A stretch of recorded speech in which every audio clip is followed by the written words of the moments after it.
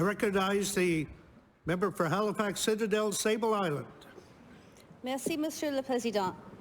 Ça me donne énormément de plaisir de se lever aujourd'hui afin de donner notre appui à ce projet de loi. En tant que Canadien francophone, j'ai vécu l'expérience de plusieurs Acadiens. J'ai commencé en français, j'ai continué en anglais, j'ai presque perdu mon français. Mais avec la chance de travailler en français, j'ai eu la chance de rattraper ma capacité linguistique.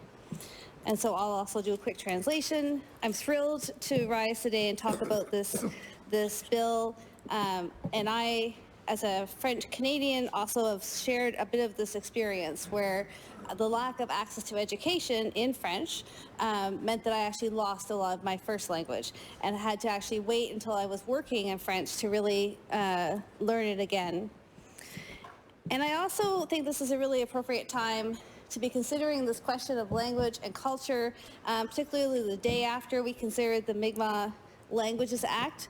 And we all spoke, I think we all share a conviction that language is at the heart of community and that language has to be throughout the lifespan. So I think this is a really important recognition that there are other communities for whom language has been taken away or discouraged, and that part of our responsibility is to make sure that that language comes back through education and then throughout the lifespan. I grew up with my aunt and my cousins talking to me about their Acadian history, their culture. I certainly heard I think they took it in good humor, sort of the experiences that the Acadian community had been through. But when I first started working with the Nova Scotia provincial government, it was really a chance to sort of dig deep into the context around the loss of language and culture for Acadians in Nova Scotia. And I think the member for Clare spoke very eloquently about this, but I remember being really devastated to understand this concept of linguistic insecurity. And so that not only did people not have access, our generation, to education in French, but actually that it was discouraged and people felt badly and people were ashamed of their language. And I think we have a collective responsibility to overcome that history of discrimination, which of course, beyond education, resulted in often limited economic opportunities really created a challenging scenario for communities across Nova Scotia. And so I think through this bill and others, it's important to reaffirm that the French language has been spoken in Nova Scotia for more than 400 years and has formed an important part of our history and culture. And it must remain an integral part of our future as well. I think we need to collectively recommit that to minority languages and that we must work diligently to promote and preserve Acadian and Francophone language and culture.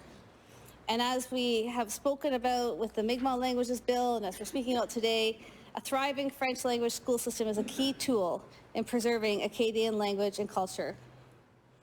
And also based on my experience working in the province on this issue, I also know there's a great need for French language services across the board. And we urge the government to continue to work with Acadian people, communities and organizations to ensure that Francophones in this province can access government services in the language of their choice.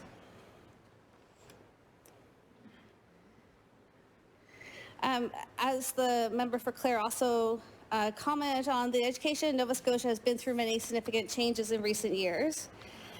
And I think we all want to make sure that students are at the center of decision making and are the beneficiaries of the decision making we do.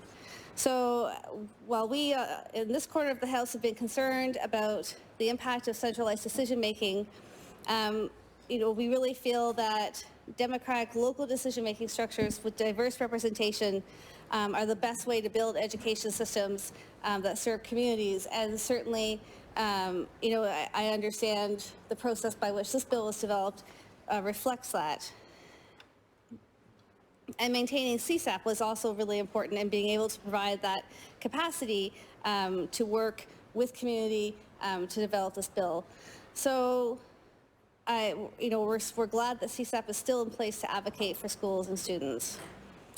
One of the reasons our caucus did not support the dissolution of the English language school boards is because it removed a level of transparency, public accountability, and community connection from decision-making in education.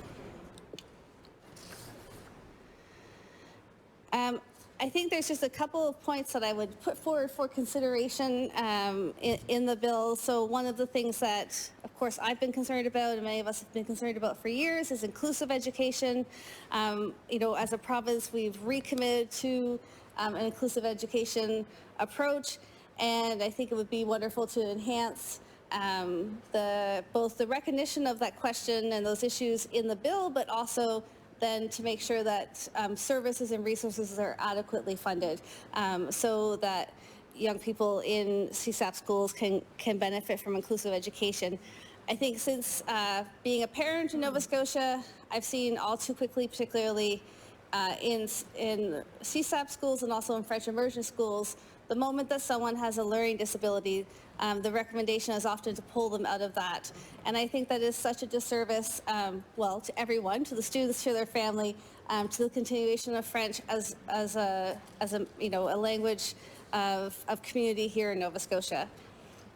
And the other piece that I just wanted to sort of call attention to, I guess, is just really, enhancing also the recognition of the diversity of Francophone communities. So my constituency, Halifax, Citadel, Sable Island, is a great example.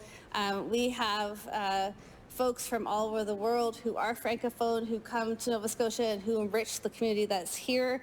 And so, how can we really best build on Canadian people who come to Nova Scotia who are Francophone, and how can we best serve their families and communities? We also really wanted to recognize, and this is something that, again, I learned a lot about in the work that I did with the provincial government, and know to be true now, just the challenges facing Acadian communities as rural communities, and the challenge of providing access to services in scattered rural communities. And I think, as a student of public administration, I understand that is a major challenge for government, but it's also one we have to overcome. And I think we have a lot more tools than we've had in past times to overcome those challenges. But I think about Acadian seniors who lose, in fact, the ability to speak English as they age, and they want to be treated with care and dignity in their language as they get older. So there are a few other things I just wanted to point out that I think are important if we think about revitalizing Acadian language and supporting Acadian communities, access to affordable high-speed internet across the province, restoring the mandate for rural and regional economic development to the Department of Economic Development, creating a tax credit for seasonal businesses that want to extend their season, and supporting arts and cultural organizations across the province.